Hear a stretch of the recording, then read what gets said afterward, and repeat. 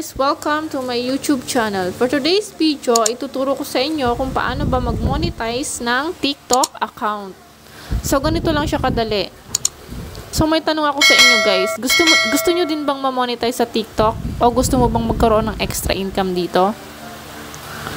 Siyempre, hindi mawawala ang mga requirements dito. Kailangan meron ka at least 1,000 followers at may 1,000 videos ka in the last 30 days. Or nagpo-post ka ng 3 videos in the last 30 days. Siyempre, dapat is 18 years old ka and above. So, yung iba dyan, kahit hindi ka na mag-post ng 1,000 videos and 3 videos every day, is pwede ka na mag-monetize ng account mo. As long as meron kang 1,000 followers. So, kapag may 1,000 followers ka na, pwede mo nang i-monetize ang account mo at may access ka na sa TikTok shop para makapag-promote ka naman ng mga products. So, ngayon, ayan na nga at i-discuss ko na nga sa inyo kung paano nga ba i-monetize ang inyong mga TikTok account.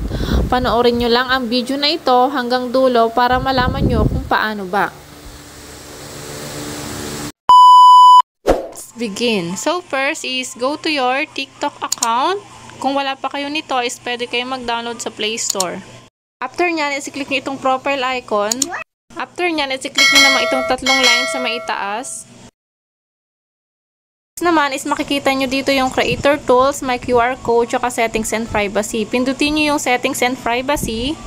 Under nitong Settings and Privacy, makikita nyo naman dito yung account. I-click nyo lang yung account. Under naman itong account, is i-click nyo yung Switch to Business Account. So, ayan, makikita nyo dito. I-click nyo lang yung next. Lahat ng next is, i-click nyo lang siya.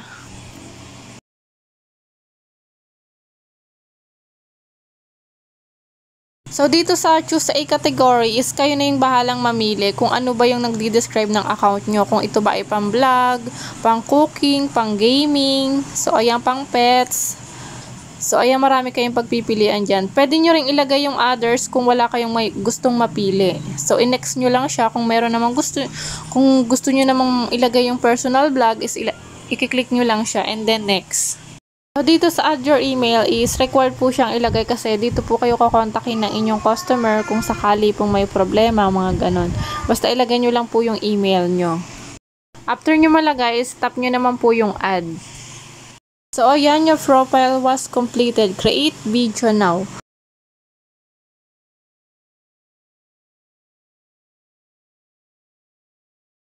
So, ayan, sana po nakatulong sa inyo itong video na ito. And don't forget to like, share, and subscribe para palagi kayong updated sa mga video na i-upload ko.